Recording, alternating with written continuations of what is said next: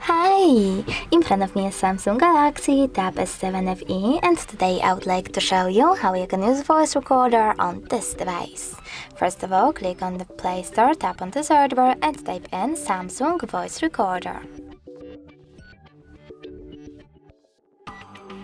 Then install this free app from this developer, Samsung One, and open it. You can have this app already on your tablet, but I don't, so I have to download it. Open it, and over here select why using the app and tap on allow. Now finally we can click on this red button to start our recording.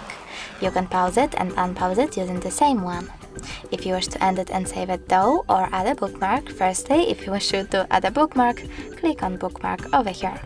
If you wish to end it and save it, tap on the square button, then name your recording however you wish to and choose save. As you can see, my recording was successfully created.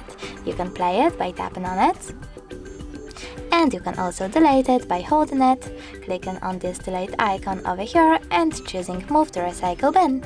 Thanks so much for watching. If you enjoyed this video, don't forget to leave a like, comment and subscribe.